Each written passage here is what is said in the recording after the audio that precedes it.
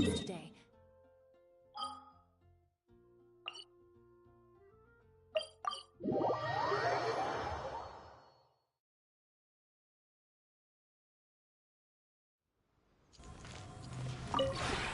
This realm is true.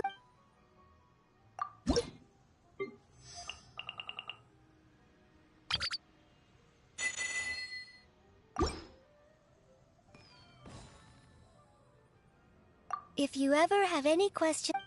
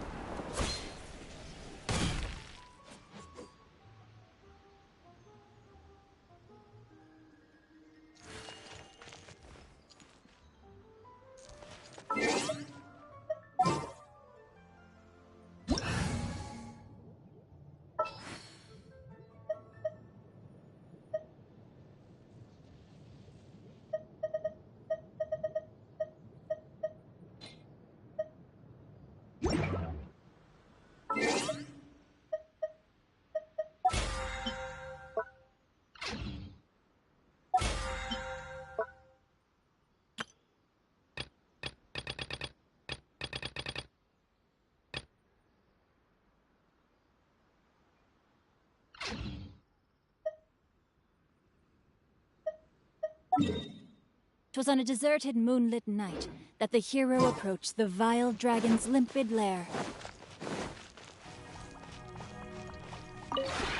This realm is truly beginning...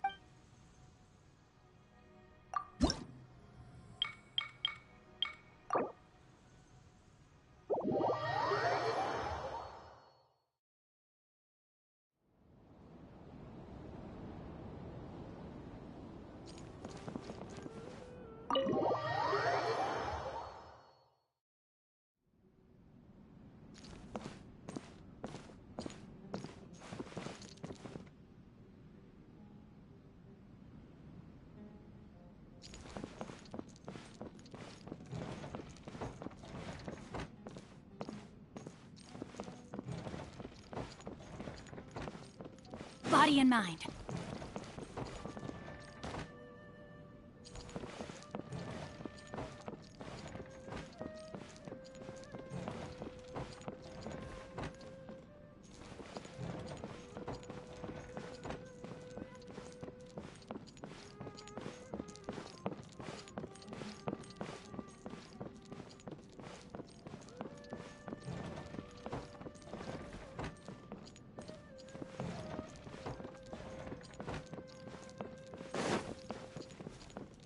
Time to act.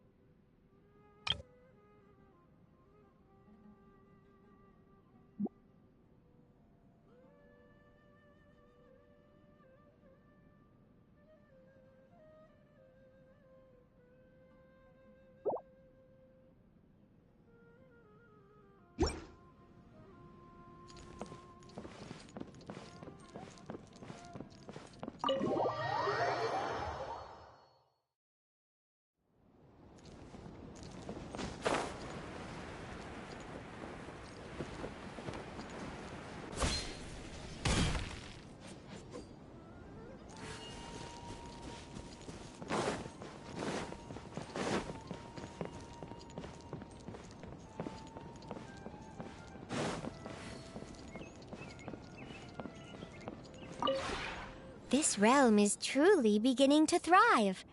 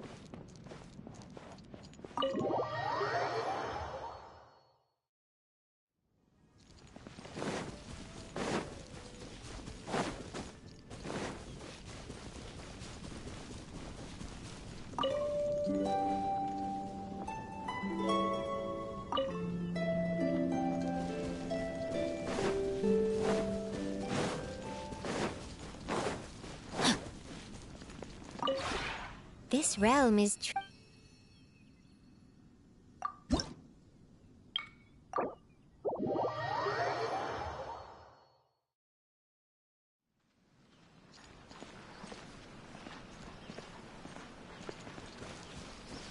Time to act.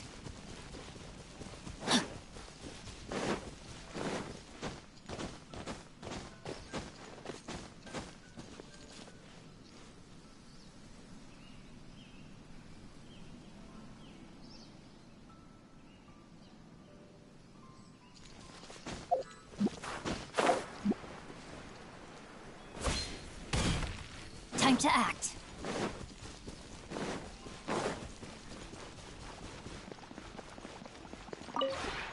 This realm is truly beginning to thrive.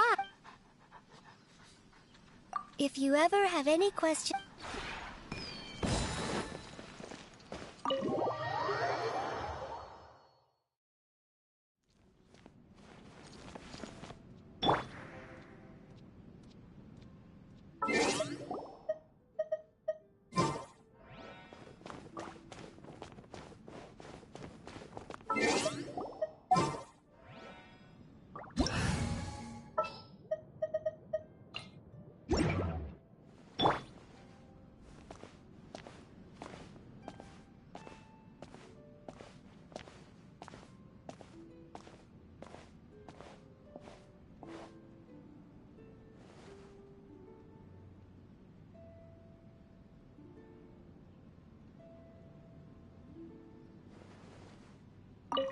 It's been a while. I've grown quite a bit stronger. You ready for some sparring? Kidding. You're here because there's something you want to say, right?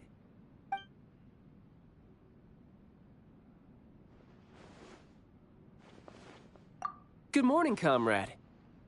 If there's ever a battle that even you find a challenge, don't forget to call me. I'd appreciate the exercise.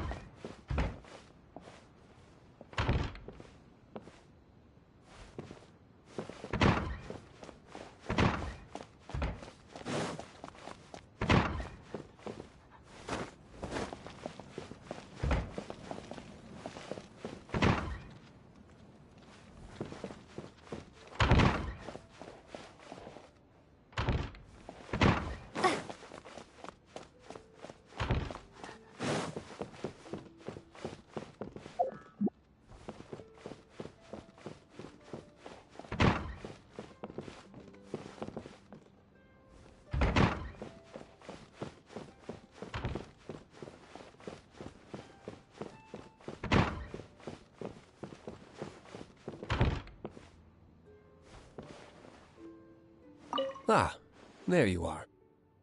You appear to be in good spirits. Good night. Never mind.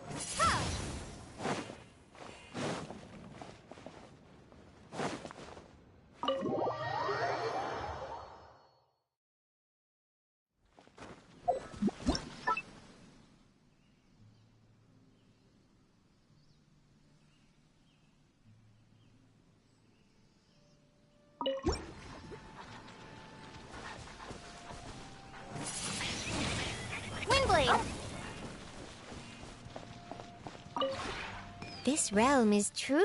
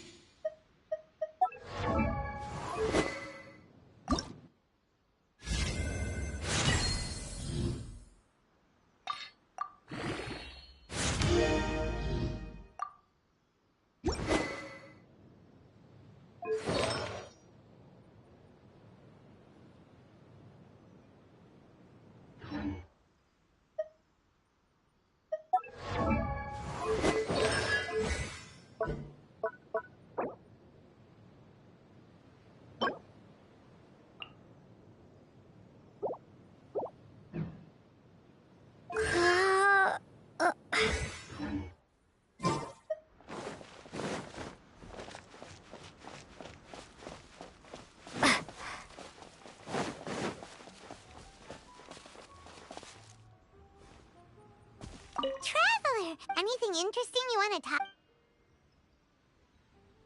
Morning! Are you going out for some tasty food today? Oh, Paimon's ready to go anytime!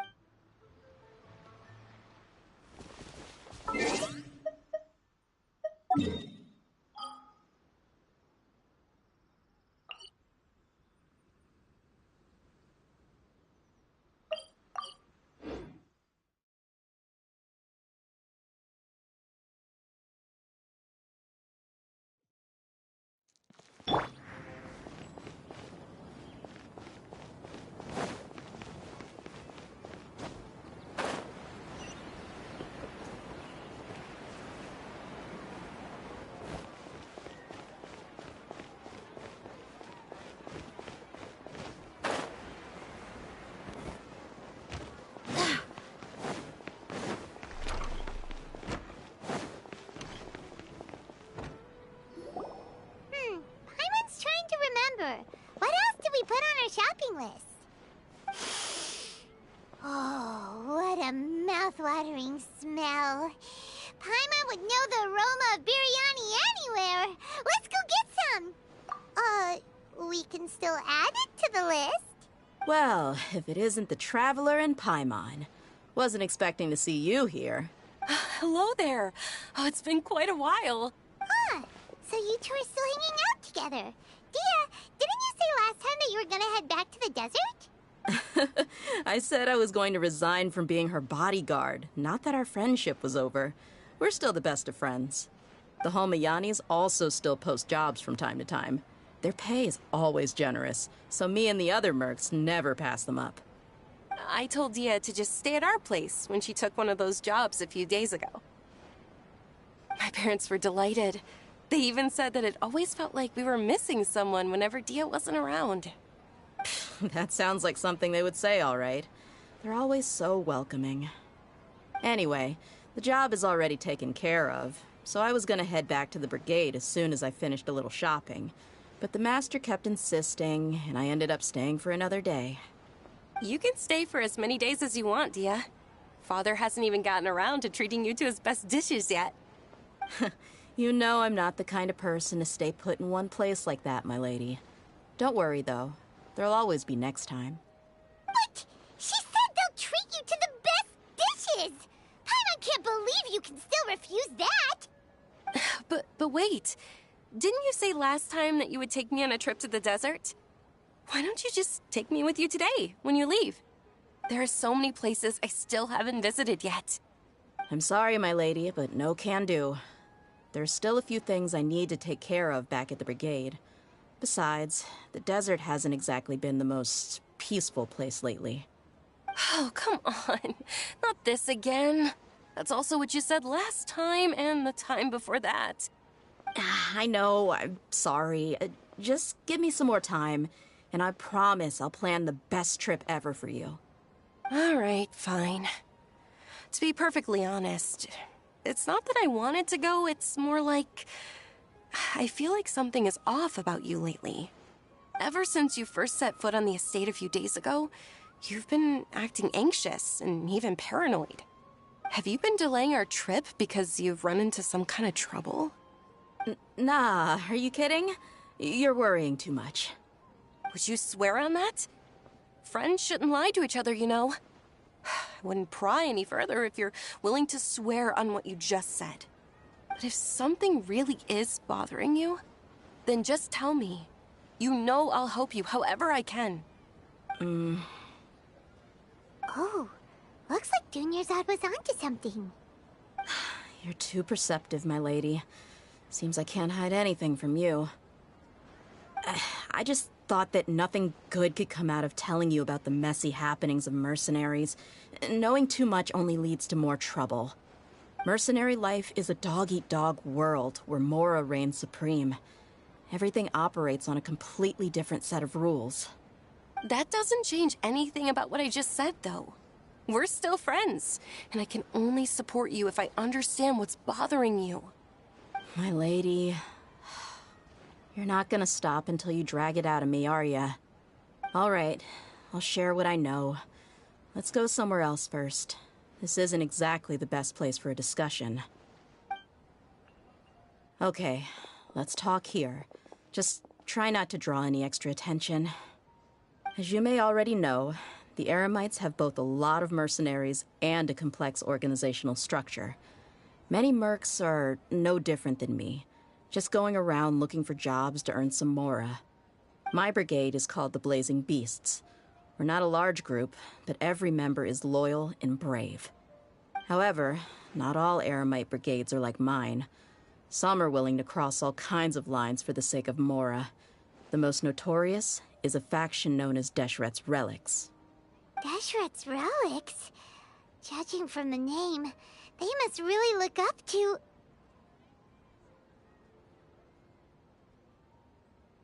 Yep, you got it. I've heard that you've already crossed paths with Ain al-Akmar. They're one of the groups under the Relic's banner. Oh, you mean the group that tried to sell us the Divine Knowledge Capsule? Yeah, they weren't friendly at all. Deshret's Relics is composed of many smaller brigades like Ain al-Ahmar. The Relic's headquarters issues orders to all brigades under his control. On any other day, I would want nothing to do with them. Unfortunately, though, the brigade that's stirring up trouble now is none other than Geshin al-Ahmar. Dakan? I think it means beard or something. Believe me, it's a really stupid name. I found it insufferable for years. Anyway, the real issue is that Geshin al-Ahmar is led by my father, Kusela. Say what now? I think I'm starting to understand your anxiety now. But what did they do? I won't go into details, my lady, but they've been involved in a lot of violent incidents. We're talking hundreds. Hundreds? Yep. The scenes tend to be quite gruesome, too. They strip the victims of all their valuables before murdering them. Not only have they targeted merchant caravans and ordinary citizens, but other mercenary brigades as well. That's beyond terrible. They won't even spare their own kind. I don't know how Deshret's Relic sees it. All I do know is that Geshin al-Ahmar has become more and more aggressive over the last few years. If I don't do something about them, then even my brigade or the people of Aru village could become their next target. I just wish I knew what's driven him to do this. Yeah. How can your father do such terrible things? I don't know. People change. He's always been pretty pathetic. But at least in the past, there were still a few lines that he wouldn't cross. That's setting the bar pretty low. I mean, if he was even remotely decent, then why would I have to leave the brigade and cut all ties with him? He was loud and foolish, with no real sense of purpose. Instead of doing anything useful, he spent most of his time drinking and chasing after women. Of course, the other brigade members were just like him. Their ruckus would go on night after night. Sounds like a nightmare. What about your mother? Did she ever step in to stop them? Unfortunately, I never knew my mother. I'm sorry, Dia. I didn't know. It's all right, my lady. That's pretty common in mercenary circles. Didn't I mention that my father was chasing after women? I was the result of one of those encounters with some random person. He told me that he wasn't sure who my mother was. And in any case, she never came to see me. He'd say, "You'll be fine as long as you remember to stick with Dad." But even then, he left most of the parenting to the brigade. The one thing I do remember is that he used to tell me stories. But the problem was that he had terrible taste. He only knew a few stories, and even those tended to be pretty stale. They were tales of desert warriors defeating dragons in the forest, or stories of mercenaries rescuing princesses from rebel armies. Sounds like your typical fairy tales. More or less, yeah. They were interesting maybe the first or second time around, but after about 20 repeats, they started to get a little dull. He seemed to think those stories were the best things ever, though. He was so into them that he'd call the whole brigade over and make them perform the whole thing as a play. Even the toys he gave me would all be story props. I'd get helmets, shields, and toy swords. It was only much later when I realized that the shows were more for him than they ever were for me. What an interesting guy. Yeah, I've always found him pretty childish, but that was something I could just shrug off. I had no reason to despise him. Until I grew up and learned the true face of Deshret's Relics for myself. Looting, blackmail, violence, and fraud. They not only accepted such heinous acts, they would even openly boast about them. No one in the brigade was any kind of hero. Instead, my father and his cronies were more like the bad guys that needed to be taken down. Did they really think that as long as they didn't do any of that stuff right in front of me, I would never know? I think I can understand your feelings. The difference between perception and reality must have hit hard. Yeah, but don't worry, my lady. It's all water under the bridge to me now. I had a huge argument with my father and left that place behind for good. I'm not investigating them due to any bitter feelings I still have towards my father. I just want to protect those that are close to me.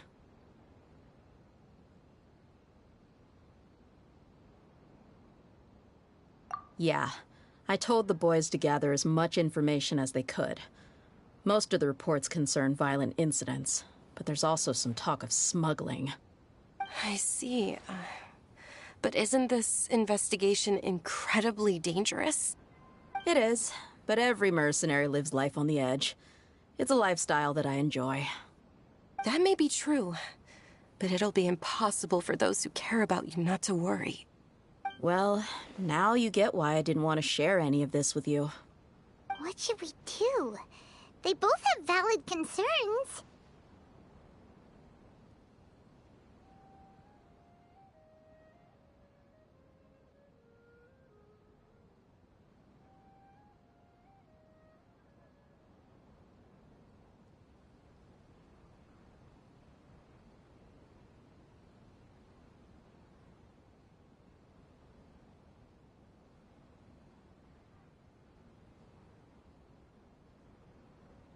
Huh?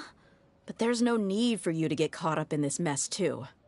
Well, she's super tough, so if she went into the desert with you, then Paimon bets the problem will be solved in no time. I'm inclined to agree. I'd feel a lot more at ease if you took her along to help. I'll wait for news from you in the city until then. Please, stay safe. I'm honored that you care so much for me, my lady. All right, then let's get moving. Our first stop will be Caravan Rebot, where we can catch up a bit with my fellow mercs.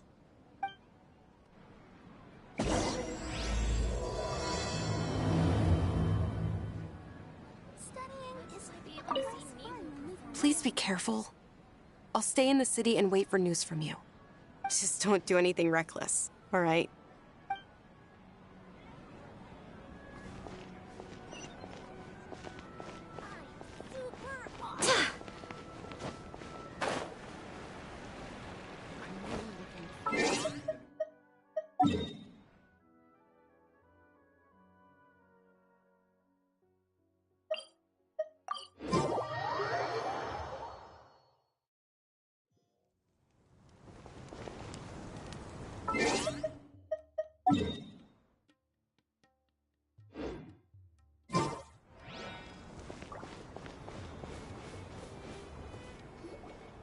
Hey, Dia, you're back. Are these two friends of yours?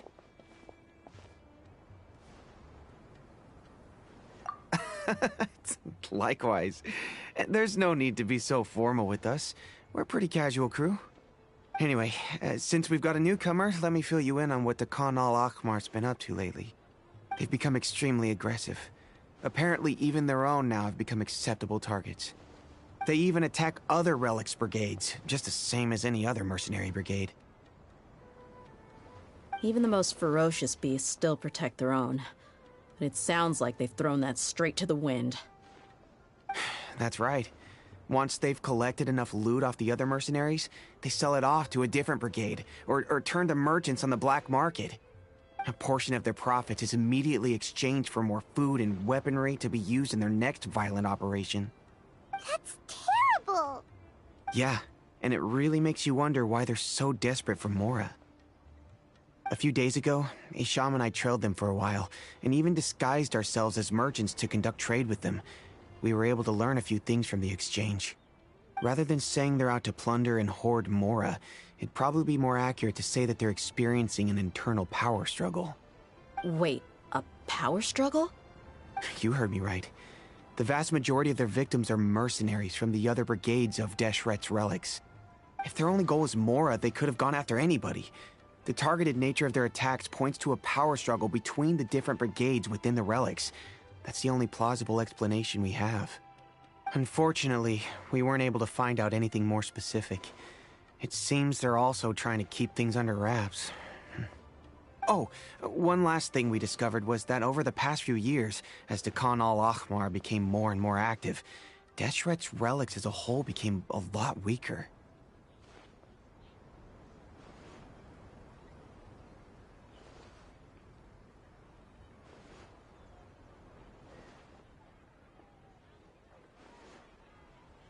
It sounds mighty strange to me, too.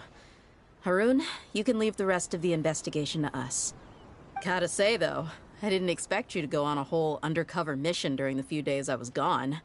Sounds like you were really putting your necks on the line, no? Nah, it was nothing. We're just as concerned about the situation as you are. The Khan al-Ahmar is your father's crew, after all. What he said. Besides, Dia, haven't you done more dangerous things than all of us combined? What we did is nothing compared to your experiences. Yeah. And while they went to talk with Khan al-Ahmar, I took a look at the last camp they attacked. Any survivors of the attack were already long gone. There was nothing of value left in the camp. Ah, Hisham and Khalaf. You're here too. We rushed over as soon as we saw you come into Caravan Ribat. Although this new friend of yours looks a little green behind the ears, I'm sensing a special vibe from her. Now that we know you'll have a capable partner with you, we can also rest easy. Hey, what about Paimon? Feel anything special? Oh, you're also planning to tag along with them? Of course! Paimon is the traveler's most important guide. Wherever she goes, Paimon will follow. Oh. In that case, then you'd better take care of her too, Dia. Don't underestimate Paimon! Don't worry about her. She may look tiny and helpless, but she's been through just as many battles as the traveler here. Even if she had only survived on sheer luck, then that alone would still make her quite formidable. I had no idea. I guess I shouldn't judge by appearances. Oh, one other thing, Dia. When you're free, why don't you update the deputy about your upcoming schedule? We held another recruitment event a few days ago, but everyone only came to see the Flame Main. You weren't around at the time, so people were pretty disappointed to only find our crew of rough, unkempt guys. The deputy put a lot of effort into the event, but it was basically for nothing. Only a few people chose to stay, and that really got to him.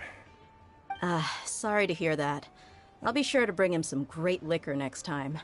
I left in a hurry and I couldn't make it back in time for the event. Gotta admit, I can understand their disappointment, though. You're our brigade's main selling point, after all. Now, if only the deputy could figure out a way to bring a few more smoking hot members into our ranks. Keep dreaming. Remember the last time I invited a couple gals into the brigade?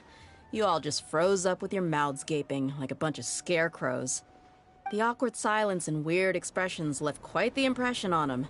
They were originally interested in joining us, but after that, they both told me they were too uncomfortable to stick around. Hey, didn't we agree to never bring that up again? Huh? Wait, are you serious? Why have I never heard about this? I don't think you were part of the brigade yet. Are you kidding me? I missed a once-in-a-lifetime moment like that and you weren't even gonna tell me? All right. We can tell you about it later. Now's not the time. Hey, don't you try to change the subject. You and Hisham get your butts over here and tell me everything right now. Are they always like this? More or less. There aren't many rules or graces when it comes to mercenaries. We're used to just speaking our minds. If someone starts getting under your skin, you just yell right back at them. And if that doesn't put an end to it, then you just challenge them to a fight. But we also don't tend to take many things too seriously. Being direct and getting it all out of your system as soon as things come up is better than keeping everything bottled up, never talking about it. That's also why I never spare their feelings when I talk to them. If I want to laugh, I'll laugh. If I'm angry, then I'll unload on them. It's hard to stop once you get used to it. Though, I can never do that when I'm with the Homayanis. Hey, knuckleheads! Can you at least tell me the rest of the intel before you go back to your bickering? Yeah, you hear her, Holloff? Told you we gotta focus on the investigation first. I drew up a map. Right here's the spot. There you'll find the merchant caravan responsible for getting rid of Khan al-Ahmar's looted goods. All you gotta do is wait and ambush them in the evening. They'll have no idea what hit them. Perfect. Thanks for that. Be sure to pass my regards to everyone else in the brigade as well. Will do. You stay safe, Dia.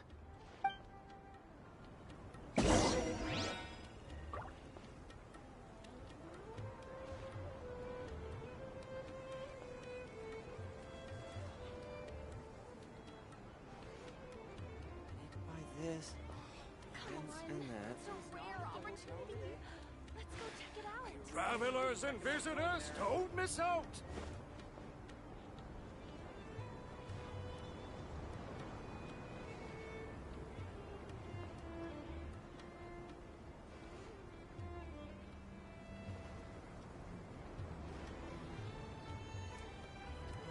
Onwards. We have work to do.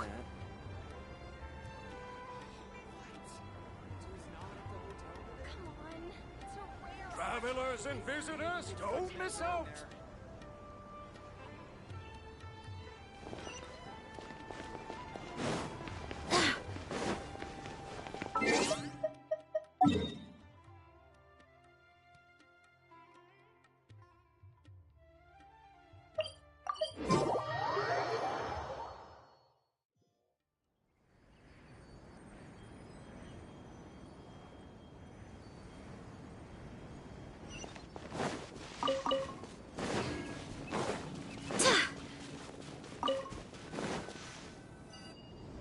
This should be the place.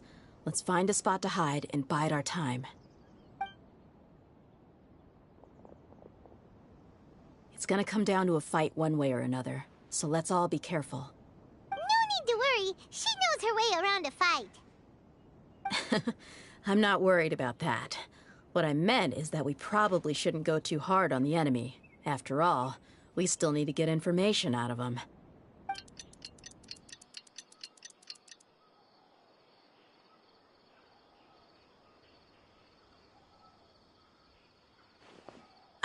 Here they come. You ready?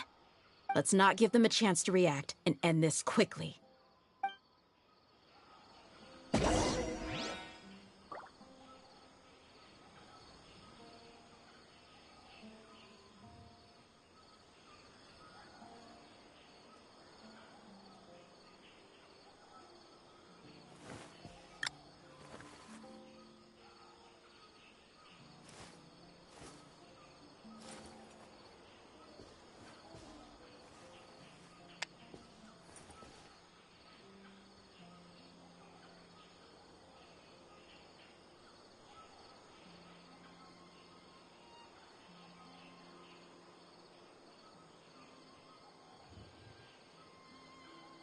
My people are used to the desert life, but still, I hope that one day they'll be able to find an oasis of their own and leave the sandstorms behind for a better life.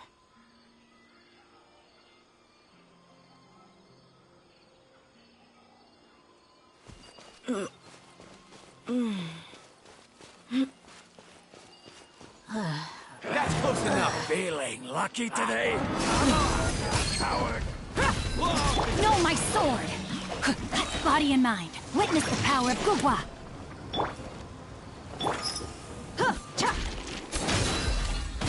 Where do you think you're going?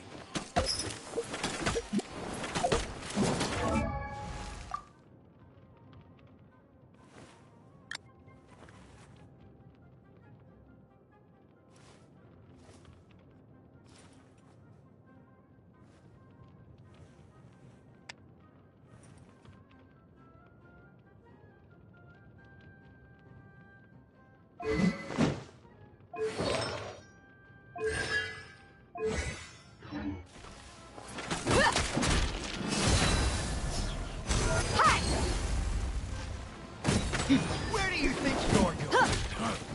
You want this one? I'll be back.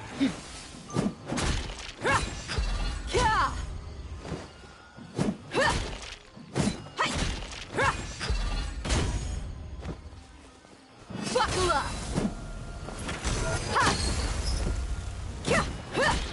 I'll be back.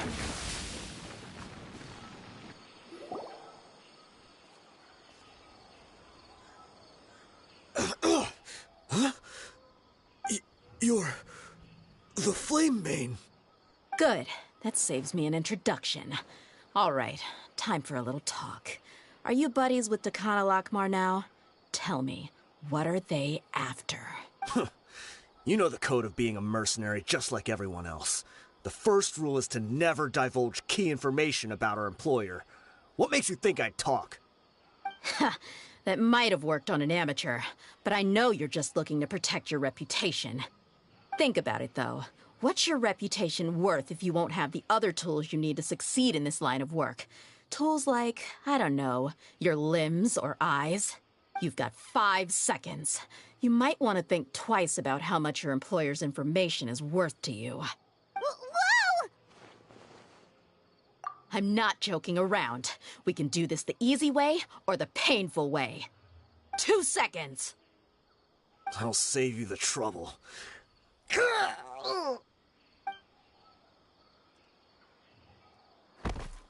Huh? Are you crazy? He tried to bite off his own tongue. Quick, search the area for any first aid supplies. I definitely didn't expect him to go that far. Thankfully, the wound wasn't too deep, and he just passed out from the pain. But why would he be so extreme? I just wanted to test his mettle. You can get a lot of mercenaries to talk just by threatening them. I didn't expect him to be willing to go through so much pain just to deny us some intel. Well, he's out cold for now. We could wait for him to wake up, but maybe it's not a good idea to interrogate him any further. What should we do? Yeah, don't worry about it. It'll be a waste of time to interrogate him again after that. He might just hurt himself again if we start asking. There are lots of goods around here. Let's search the area. Maybe... I'm really sorry.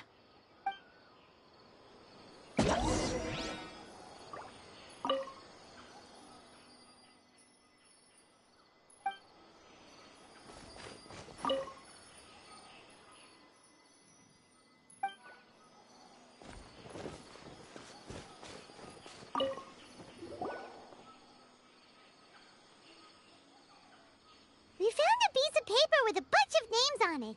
Maybe it's a record of something. Let me take a look. If this really is a merchant caravan, they should have a record of their transactions. Yep. I see an entry for Dakana Lakmar right here. Kusela, Idrisi, Bashar, and Takriti. All familiar names.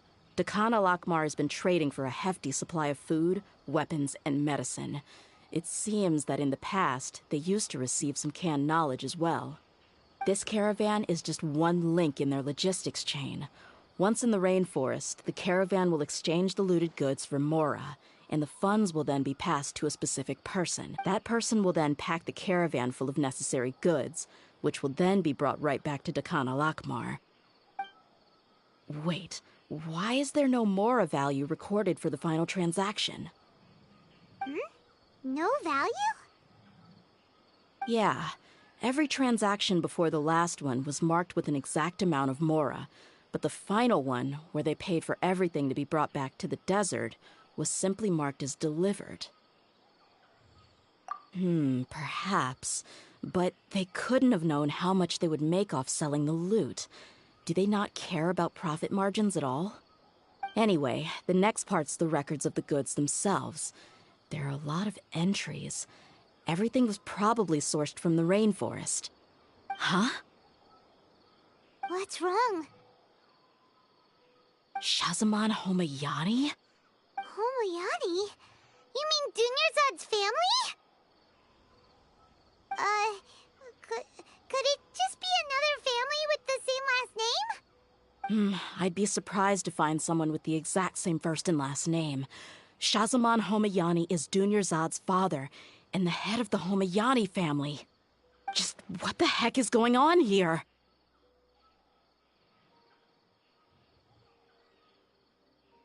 I'm sorry. You're right. I'll consider what we found and not jump to conclusions just yet.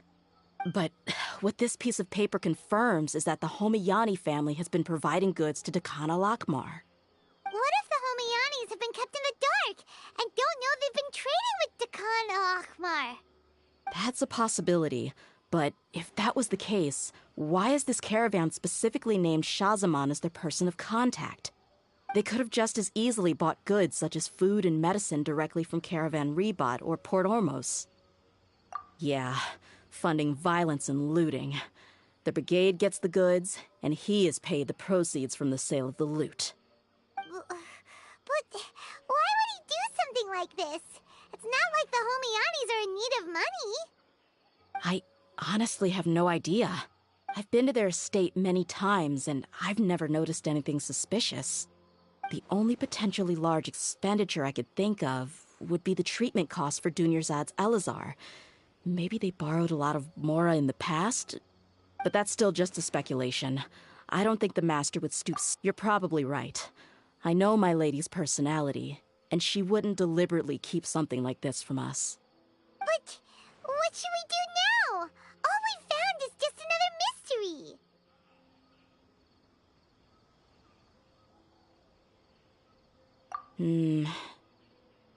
If you ask me, we already have no choice but to confront her about this.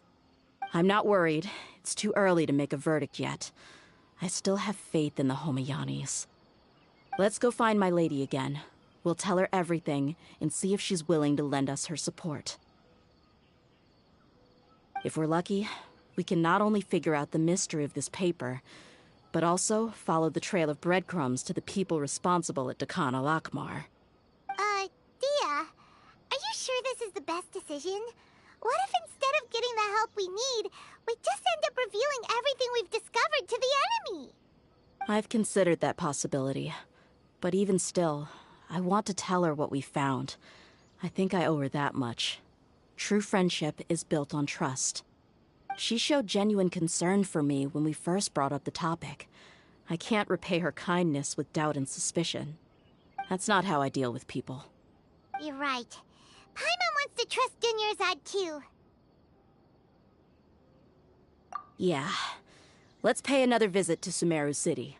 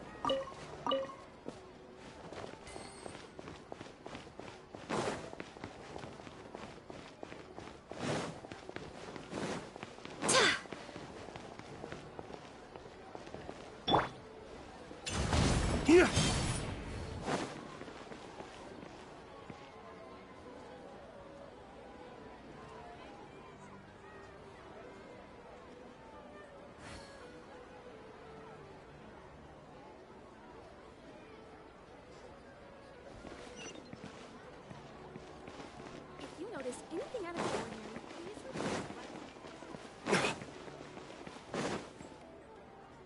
We're back, my lady. Oh, you're back a lot sooner than I expected.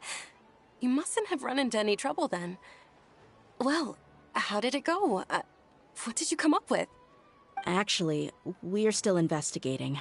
It's just that we've discovered something strange. I see.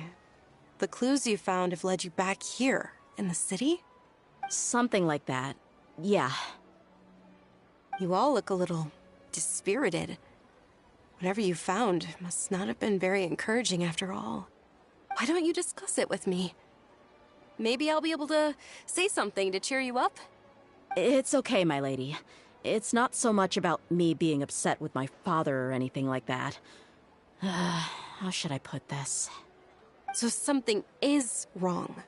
Even the Traveler and Paimon have been uncharacteristically quiet.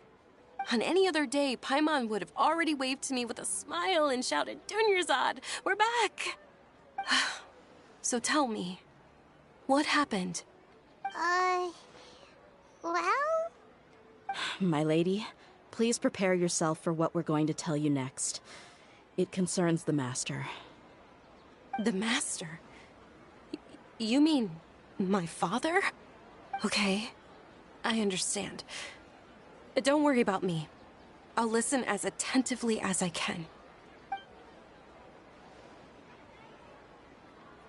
My father has been supplying goods to Dakan al-Akmar?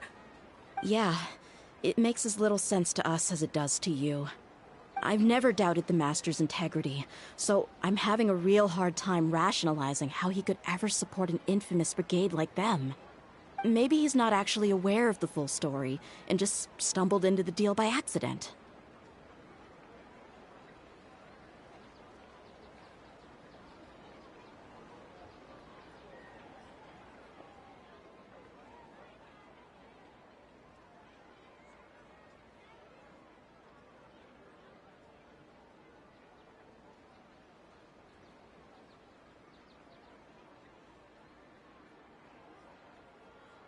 I can't help but agree with the Traveler.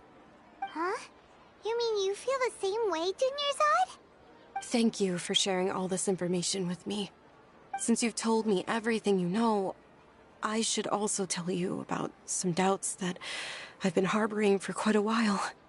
In the past, I thought that my father hired a bodyguard for me so that I wouldn't run away and get lost. However, there are plenty of capable mercenaries in the Corps of 30. Why did my father go out of his way to hire Dia? About that. Well, the Homayanis really needed bodyguards, so they reached out to the Blazing Beasts. Later, the Master told me that I was one of the best mercenaries he'd ever seen, and that I should stick around to become one of his bodyguards. He offered me a pile of Mora, so I just signed on. Well, but that didn't really answer my question. Just think about it. Why did my father specifically reach out to the Blazing Beasts? Maybe the Corps of 30 just didn't have anyone available, or maybe someone recommended us. I've never given it too much thought. I think I get what you're saying. You think none of this was a coincidence. Precisely. At first glance, nothing seems strange or out of place. But there are many parts of the story that don't actually make any sense. If my father had always been in contact with the Khan al-Akmar, then it would make sense for him to bring Dia into our house. You mean the goal all along was to get Dia to be your bodyguard? No, that's too much of a stretch. I cut all ties with my father a long time ago. He has no control over my life anymore. But that still doesn't rule out the possibility that your father has still been trying to influence your life without you knowing. So, the Master was not likely an innocent victim in all of this?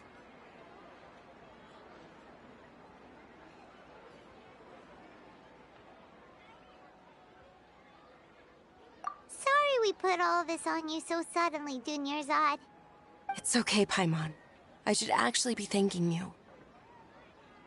Regardless of his reasons, if my father has truly been funding a violent group of mercenaries, then it's my duty to bring him back to reason. But is that really the right thing to do? My father has committed many atrocities and deserves all the punishment that he has coming to him. I have zero sympathy for him. You may call me an ungrateful child, but my feelings will remain the same. However, the Homayani family has treated me with nothing but generosity and kindness. If we decide to investigate this further, we could end up implicating the entire Homayani family. I would be biting the hand that's fed me over all these years. Dia. It's all right, Dia. If anyone were to ask, you could always just say that I'm the one who instructed you to get to the bottom of this. You don't have to do that, my lady. I'm not conflicted because I'm afraid of taking responsibility. Besides, you're the one we should all be worried about right now. Hey! It's still too early to give up hope! What was the thing about friendship again?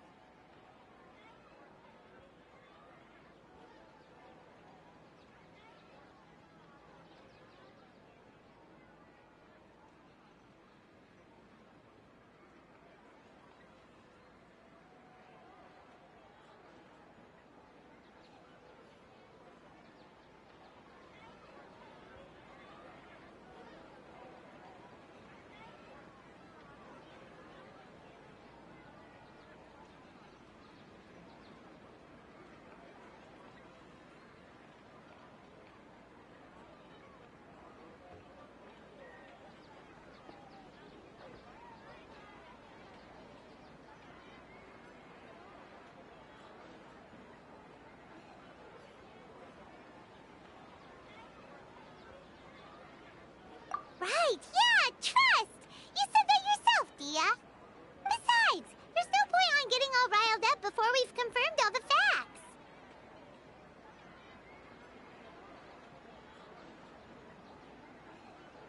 Thank you, everyone. That makes a lot of sense. I guess I should always remember the trust that I've placed in people. In which case, my lady, could you ask the Master to come out and have a chat with us? Sure thing. I also hope he'll be able to give us a logical explanation. Let's meet at the usual place then. Usual place? Ah, right!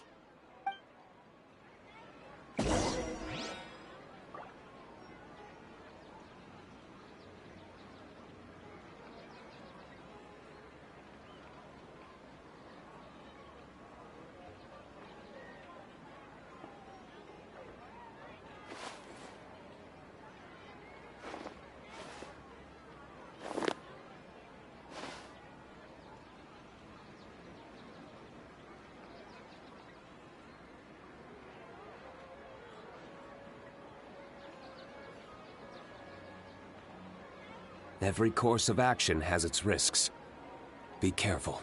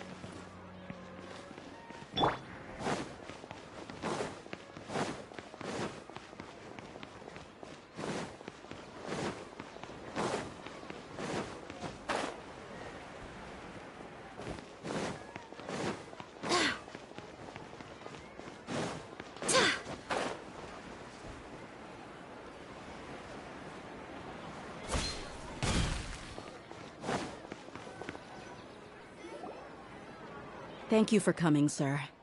Please allow me to introduce these two. This is the Traveler, and next to her is her travel companion, Paimon. Ah, yes. My daughter has mentioned them from time to time. It's a privilege to finally meet them in person. But we may skip all the pleasantries for now. What is the important matter you wish to discuss with me today?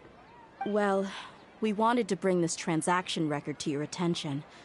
There's something on this record that we're all pretty curious about. So, that's what you found? Huh.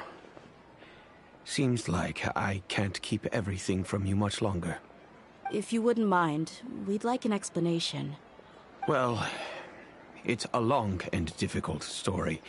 And to be perfectly honest, I'm not sure if I'm doing the right thing. What I do know, though, Dia, is that the truth will bring you no solace. If anything, it will likely cause you a great amount of anguish. Wait, me? Yes.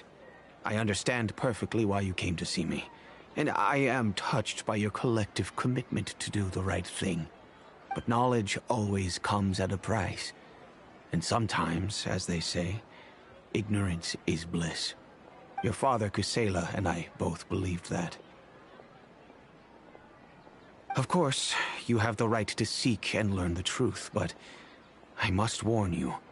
The facts of this matter may reduce everything you've built for yourself into sand, blowing in the wind. If you must proceed, then Kusela's heartfelt efforts will also fade into the wind like a fleeting mirage. His heartfelt efforts? I'm sorry, sir, but I'm not sure I follow. I've made it this far in life without a single drop of my father's support. I have my own ideals and ways of looking at the world, as well as people and causes that I've chosen to cherish and fight for. None of these things have anything to do with him.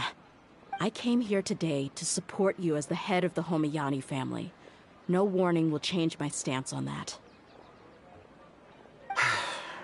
I understand. Then let me tell you a little story. Our family once needed to take a trip to the desert when Dunyarzad was just a baby. Along the way, we were attacked by bandits. They had superior numbers and quickly overpowered our bodyguards. When all seemed lost, a group of passerby Eremites lent us their support. Those Eremites were Kusela's brigade, Dekhan al-Ahmar. Kusela's men told me that the attackers were Eremite mercenaries, just like themselves. I was shocked. Why would Dekhan al-Ahmar go so far to save us and not spare the fellow Eremites? Kusela was grinning and walked over to play with baby Dunyazad. She was startled by his unfamiliar face and nearly started crying. Really? I never knew. He said that he had no particular reason to help us. He just took pity on us because he had a daughter about the same age. We started talking about our children, and I sensed that he was a devoted father. To repay his kindness, I hired his brigade to help out at our estate for a time, and offered everyone generous remuneration. So, that's what happened. It was many years before I saw him again. I almost didn't recognize him the next time he came knocking on my door. The man I knew to be strong and healthy had been reduced to a shell of himself. He couldn't even walk anymore without his cane. So, what happened to him? He was perfectly fine when I left the brigade. I'm not too sure myself. The only thing that didn't change was his cheery disposition. He said there was absolutely nothing to worry about and that he had gotten into a fight. That was all. He then suddenly asked me if Dunyazad, now that she had grown, would need a bodyguard of her own. At the time, Dunyazad was going through a particularly severe bout of her Elazar. There was no need for her to have a bodyguard when she could barely leave the house. But he kept coming back to the topic. Come on, it never hurts to be safe. How do you know a bodyguard won't come in handy one day? I was completely lost at first, until he recommended the Blazing Beasts, and in particular, a mercenary named Dia. So he was the one who recommended Dia to you. Indeed. He didn't say it out loud, but it was clear that he saw Deshret's relics as an evil group who would eventually corrupt every member in their ranks. He was already beyond redemption, but he hoped that he would be able to detach his daughter from the vicious world of mercenary life. If Dia could stay in my house and keep working as a bodyguard, then gradually her affinity for the desert would decrease, and she'd be able to leave her previous life behind. And that's why you offered her such generous compensation? Yes, but not just because of that. From the moment that he asked me for that favor, I also began to see Dia as my own daughter. And that's also why I tried to persuade you to stay when you asked for permission to leave. I was willing to spend however much it took. Kusela saved my daughter and I all those years ago in the desert. I could never refuse him entrusting his daughter to me. He was always like that, acting like he's oh so smart and self-righteous. Kusela said that he'd reimburse me for a portion of Dia's fees.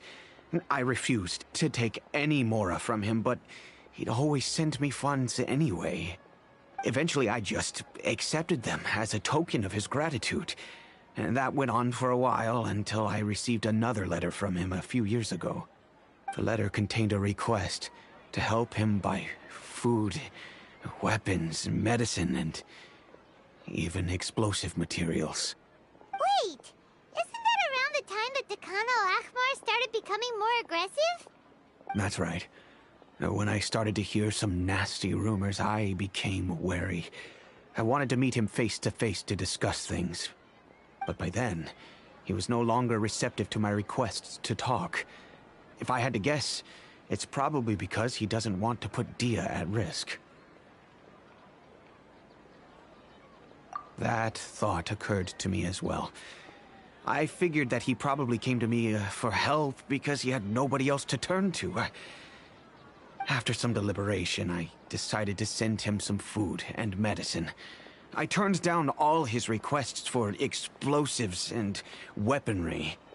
I am aware that even such a reduced gesture of support could lead to others coming to harm, but I could not simply reject his plea for help. In the end, it probably was the wrong decision. I plugged my ears to the rumors and just chose a solution that made me feel least guilty about myself. If you can, please tell me where he is now. None of the things he's doing right now make any sense if he's just trying to keep me from getting tangled up in his world. If all he wants to do is steer clear of me, then maybe he shouldn't have brought me into this world in the first place. Oh no. Dia, please don't feel that way. I'm just angry because I can't wrap my head around any of his actions.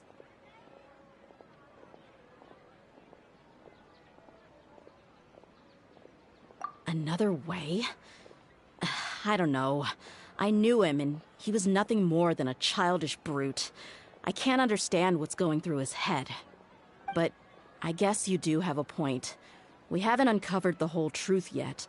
We still need to figure out his exact actions and reasoning for these last few years. I'll do my best to help.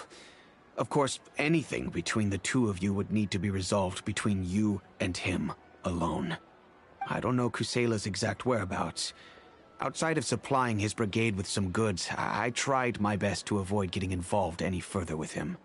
However, there's a man on the list named Jawed. He used to be a mercenary in the desert and is now a member of the Corps of 30. He's responsible for supplying weapons and liaising with the Dakan al-Akhmar's merchant caravan. I think he should know Kusela's whereabouts. I've heard that he likes to have a few drinks alone and enjoy the cool wind at night outside the tavern. Maybe you'll be able to find him there. Understood. Thank you, sir. Then I guess this is bye for now, unless... I'll stay and be with my father here. To be honest, I'm still a little dazed and haven't finished processing everything quite yet. My father has indeed done something wrong, but if I think about it, I'm also not sure if there was a right way to handle this problem. I feel like our only course of action is to turn everything we know over to the Corps of 30 and let them render judgment. Yes. I am prepared to accept whatever verdict they choose. It's time to face my mistakes.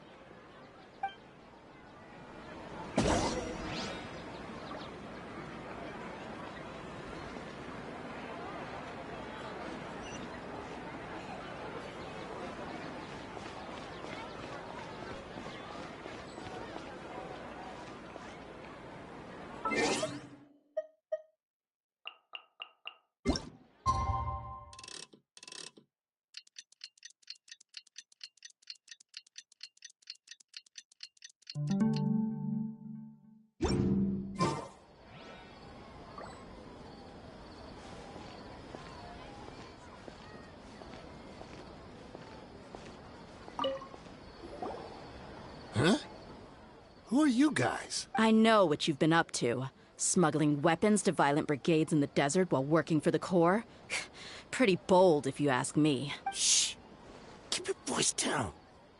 How do you know all that? Come with me. We should take this elsewhere.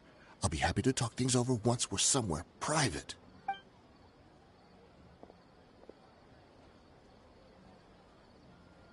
This place should do. All right.